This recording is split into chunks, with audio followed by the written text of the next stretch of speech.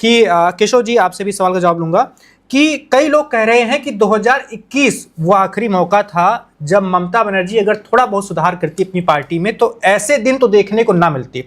हमने देखा है कि भारत के कई सारे राज्यों में जो पार्टी लंबे समय तक शासन की है, जैसे गुजरात में बीजेपी कर रही है लंबे वक्त से, 1995 से लगातार उनकी सरकार चलती ही आ रही है। तो बीजेपी क्या करती है, समय समय पर पूरा वहां का सरकार ही बदल देती है, चेहरा बदल देती है, सारे मंत्रियों को बदल देती है, तमाम विधायकों को टिकट काट देती है। उससे क्या होती है, सत्ता विरोधी लहर जो है उसका वो खात्मा कर देती है। विधायकों के प्रति जो नाराजगी होती है उसको भी खत्म कर देती है। उससे चुनावी निशान पर असर नहीं पड़ता। आपको क्या लगता है, क्या 2021 में जब ममता को लग गया था कि बीजेपी बहुत गंभीरता से आ चुकी है, 21 में उनको हराने की कोशिश कर चुकी है, मात खा गई, अगर उस वक्त के बाद से ही वो पार्टी में बदलाव लाती और जिन नेताओं के प्रति बहुत नाराजगी है जनता में, उनके टिकट काटती या क्या क्या ऐसा कुछ करती वो कि आज उनको ये सब ना देखने का पड़ता? जी, आपसे सवाल है, उसके बाद हम चलेंगे विक्रांत जी के पास। 2021 में जो गलती इनफैक्ट जो चीज़ तृणमूल के लिए सही बैठी थी उसको इस बार उन्होंने आजमाया ही नहीं। देखिए 2021 में फिर से कहता हूँ, 2021 में जैसी स्थितियां थी वो 2026 से कहीं ज़्यादा अनुकूल थी बीजेपी के लिए, लेकिन फिर भी बीजेपी हारी। आप जो बात कह रहे हैं ना, आप देखिए 2021 का कैंडिडेट लिस्ट टीएमसी का, उन्होंने कई सारे कद्दावर नेताओं के टिकट काट दिए जी। उन्होंने मनोज तिवारी जैसे नए लोगों को जो क्रिकेट खेला करते थे उस टाइम में उनको टिकट दिया था और अपने कई सिपाह सालार को पार्टी से बाहर का रास्ता नहीं बल्कि टिकट नहीं दिया, वो बाहर किनारे कर दिया। भारतीय जनता पार्टी से वहां पर एक गलती हुई। उन्होंने क्या किया, जो तृणमूल का जो ऑलरेडी लोड था, जिनको लेकर के मतदाताओं की नाराजगी हो सकती थी, उनको अपनी पार्टी में ले लिया, अपनी संभावनाएं खराब कर ली। टीएमसी ने उसको ऑफलोड कर दिया, नए लोगों को लाया, जो काम गुजरात में भारतीय जनता पार्टी की सरकार कर चुकी थी और अन्य कई प्रदेशों में भी, उत्तराखंड में भी जी, वही टीएमसी ने वहां पर किया। नेतृत्व में ममता बनर्जी में लोगों का भरोसा तब तक कायम था और आई एम श्योर अभी भी जो प्रतिरोध की आवाज उठ रही है ममता बनर्जी के खिलाफ उतनी मुखरता से नहीं उठ रही है, अभिषेक बनर्जी के खिलाफ ज्यादा मुखरता से उठ रही है। तो ममता बनर्जी शीर्ष पर बनी रही, लेकिन अंदर सब कुछ बदल दिया उन्होंने, उसका फायदा भी उनको मिला। लेकिन आप जो कह रहे हैं वो प्रैक्टिस करना चाहिए था। जो सत्ता विरोधी लहर होती है उसको कम करने के लिए यह प्रयास किया जा सकता था, लेकिन उससे कहीं गंभीर गलतियां तृणमूल कांग्रेस से हुई है। पहला, वो तुष्टीकरण की नीति पर बढ़ती चली गई, अब इतना आगे बढ़ गई थी, वहां से उनकी वापसी बहुत मुश्किल थी। तो जब ऐसा लगने लगेगा बहुसंख्यक समाज को, अब देखिए क्या हुआ था, एक जो भूतपूर्व प्रधानमंत्री थे मनमोहन सिंह, उन्होंने कुछ और कहा था जी, मतलब कुछ और निकाला गया कि देश के संसाधनों पर पहला हक उनका है। अब इस स्टेटमेंट ने इतना ट्रिगर किया कि आप समझे कि 2014 में जो सत्ता परिवर्तन हुआ उसमें इस स्टेटमेंट का जो इंटरप्रिटेशन था, उनकी जो व्याख्या थी, उसकी भी एक भूमिका रही। तो ऑब्वियसली जो बहुसंख्यक वर्ग है उसमें नाराजगी फैलेगी ही, और उस नाराजगी को फैलाने के लिए बीजेपी की मशीनरी वहां पर सक्रिय थी। तो उनका काम है, वो करेंगे, वो पॉलिटिक्स करने के लिए ही है ना, वहां पर कोई भजन करने के लिए तो है नहीं वो। बिल्कुल। दूसरी बात, पार्टी के बड़े बड़े नेता क्यों तृणमूल से खफा हो रहे थे, रास्ते अलग कर रहे थे, फॉर दैट मैटर शुवेंदु अधिकारी भी, उन कह सकते हैं कि उन पर कुछ आरोप थे, दबाव था, जो भी हो, लेकिन असल वजह पार्टी में परिवारवाद थी। जो शुवेंदु अधिकारी ममता बनर्जी के बाद टीएमसी में नंबर 2 हुआ करते थे, अभिषेक बनर्जी के उदय के बाद वो पीछे धकेले जाने लगे, उन्होंने छोड़ दिया। तो तुष्टीकरण, परिवारवाद, और इस तुष्टीकरण की वजह से शासन तंत्र कमजोर हो गया पश्चिम बंगाल में। जो ममता बनर्जी एक कठोर प्रशासक के रूप में देखी जा रही थी, तो क्योंकि 15 सालों की सत्ता है, जो सत्ता के सहभागी होते हैं वो निरंकुश होते जाते हैं, लोगों पर जो अत्याचार हो रहा था उसको ममता बनर्जी ने उस तरह से कंट्रोल नहीं किया। और तीसरी बात, ममता बनर्जी के 2 कोर वोटर्स समझे जाते थे, और ये आंदोलन जो उन्होंने सिंगूर में शुरू किया था, उस टाइम से ये वोट बैंक उन्होंने अपने पाले में करना शुरू किया था। एक तो मुस्लिम वोट बैंक जिसकी हम काफ़ी चर्चा कर चुके हैं, एक महिला वोट बैंक जी। लेकिन आरजी कर जैसे मामले में ममता बनर्जी सरकार का जैसा रवैया रहा, देखिए वो एक लहर होती है। आप देखिए कि निर्भया का केस दिल्ली में पुलिस प्रशासन मुख्यमंत्री के अधीन नहीं होता है। फिर भी शीला दीक्षित को सरकार गंवानी पड़ी थी, जी। वो अलोकप्रिय हो गई थी, जबकि उनके पास कुछ पुलिस व्यवस्था नहीं थी। ममता बनर्जी के पास सब कुछ था। सरकार को सिर्फ न्याय करना ही नहीं चाहिए, न्याय करता हुआ दिखना भी चाहिए। तो आरजी कर जैसे मामले हुए, बसीरहाट जैसे मामले हुए, वहाँ पर जो महिलाओं पर अत्याचार के मामले थे, जो उनके साथ बदसलूकी, व्यभिचार किया जा रहा था, उसको लेकर ममता बनर्जी ने क्लियर स्टैंड अपनाया ही नहीं। वो अपनी पार्टी को डिफेंड करती हुई ज़्यादा दिखी, रादर की न्याय करती हुई। तो ये आक्रोश भी कहीं ना कहीं था। तो गलतियां ममता बनर्जी से सिर्फ टिकटों के बंटवारे में नहीं हुई है, और भी कई सारी गलतियां, बहुत सारी गलतियां हुई है, जिसका खामियाजा 2026 में उनको भुगतना पड़ा है। और 2026 में देखिए भारतीय जनता पार्टी ने क्या किया। 2021 में तृणमूल से आए हुए वैसे लोगों को मैदान में उतारा जिनके खिलाफ आक्रोश था ऑलरेडी। 2026 में इन्होंने अपने कैडर पर भरोसा किया है, उसका लाभ मिला है। अगर इस बात को आप रेखांकित करना चाहते हैं तो मैं फिर से कहता हूं, चाहे आपको किसी विचारधारा से सहमति है या नहीं है, वो एक अलग बात है, लेकिन विचारधारा की राजनीति अभी भी भारत में चिरस्थायी है। अगर आपको राजनीतिक अस्थायित्व चाहिए तो विचारधारा से बंधना ही पड़ेगा, और यही भारतीय जनता पार्टी अच्छी तरह समझती है।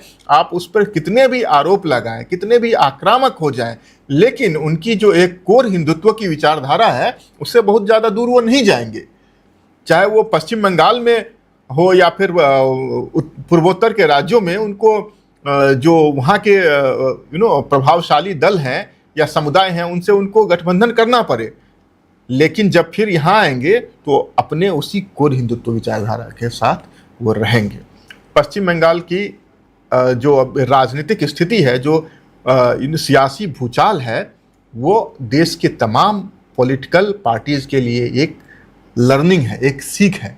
और वहीं पर देखिए विचारधारा की बात जहाँ होती है, देखिए दोनों जगह चुनाव की हार हुई, चुनाव में सत्ताधारी दल की हार हुई है ना जी।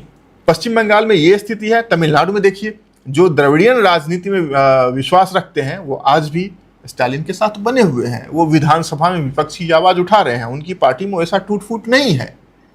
वहाँ भी कुछ हो सकता है, इधर से उधर जाएंगे, लेकिन देखिए उनकी एक अपनी आवाज़ है, उनकी अपनी एक राजनीतिक दिशा है, वो जानते हैं उनको आगे क्या करना है। और हो सकता है 2031 में वो फिर से बाउंस बैक करें। लेकिन ममता बनर्जी के सामने प्रश्न है, इनकी न कोई विचारधारा थी, न इनका कोई इकबाल रह गया था सरकार का, वोट बैंक अब ले दे करके उनके पास माइनॉरिटी रह गया। अब इनके राजनीतिक अस्तित्व पर भी सवाल है। दरअसल जो भगदड़ मच रही है तृणमूल कांग्रेस में, उसका कारण एक अस्तित्व का संकट भी है। बिल्कुल, न सरकार में है, न निगम है, न बोर्ड है, कुछ नहीं रहेगा तो फिर ये कार्यकर्ता जाएंगे कहाँ? न जनता में स्वीकार्यता है। तो सारी चीजें अब एक साथ आ गई है, जिसका खामियाजा इस समय तृणमूल कांग्रेस को भुगतना पड़ रहा है। और मुझे इसमें बहुत ज़्यादा आश्चर्य भी नहीं होगा, जब सब कुछ इनमें ख़त्म ही होता जा रहा है तो अब इनके पास, ममता बनर्जी के पास क्या बचा हुआ है? कुछ गिनकर 7-8 सांसद और 20 से 25 विधायक। अब उनको लेकर के क्या करेंगी?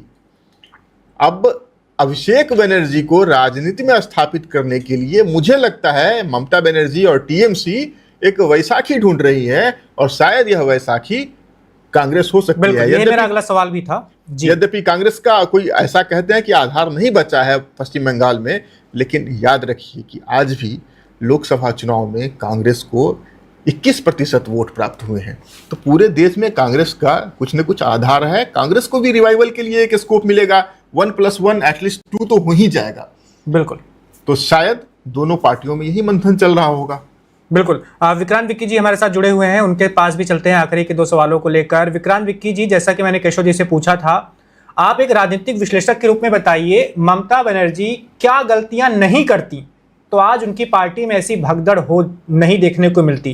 पहला सवाल। दूसरा सवाल ये कि अगर वो अपने भतीजे के साथ कांग्रेस पार्टी में जाती हैं तो उससे क्या कुछ बदलेगा बंगाल की राजनीति में और देश की राजनीति में? क्या कांग्रेस मजबूत होगी फिर से पश्चिम बंगाल में, और उससे क्या एक मजबूत विकल्प 2021 में बीजेपी के सामने रहेगा? पहली बात, आपने मेरे से सवाल किया कि क्या नहीं करती। सर, वो तो सारा गलत ही काम किया उन्होंने। वैभव मिश्रा जी, उन्होंने सारा गलत ही काम किया। सिर्फ एक जाति की राजनीति कर रही थी, तुष्टीकरण की राजनीति कर रही थी, सिर्फ अल्पसंख्यक की बात करते थे, मुस्लिम समुदाय की बात करती थी। ऐसा क्यों? आप एक छोटा सा उदाहरण मैं देता हूं बिहार से।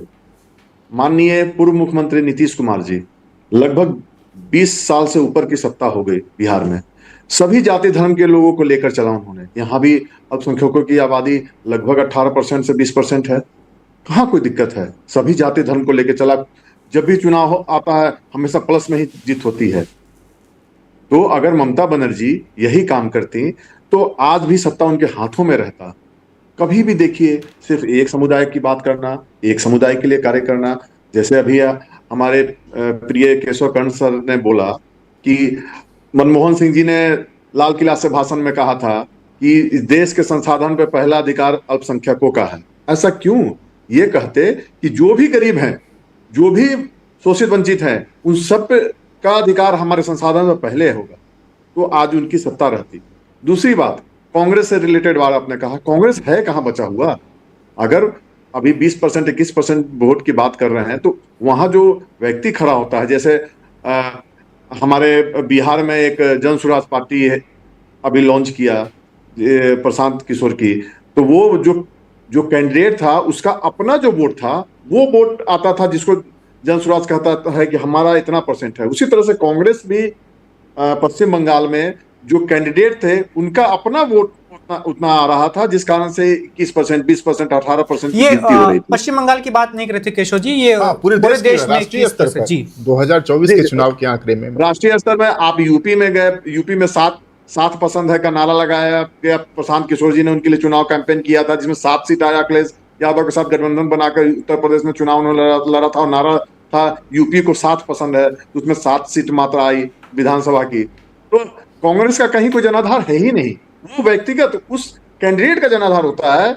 मान लिया कि केशव कर्ण सर कहीं से चुनाव लड़ रहे हैं, उनका अपना उतना वोट बैंक है तो चलो उनको मिला, वो कांग्रेस को नहीं मिलता है सर। कांग्रेस का कहीं कुछ नहीं है। और राहुल गांधी तो जो जिस तरह की राजनीति करते हैं, भगवान समझ में ही नहीं आता है किस तरह की राजनीति वो करते हैं। अभी यहां रहेंगे, कल को विदेश भाग जाएंगे। मेन समय में हिंदुस्तान में रहना चाहिए तो विदेश जाएंगे। ममता बनर्जी अगर कांग्रेस में जाती हैं तो वो जो भी बची खुची उनकी राजनीतिक अस्तित्व है वो भी समाप्त हो जाएगी। कांग्रेस का कहीं कुछ जनाधार नहीं है। Subscribe to One India and never miss an update. Download the One India app now.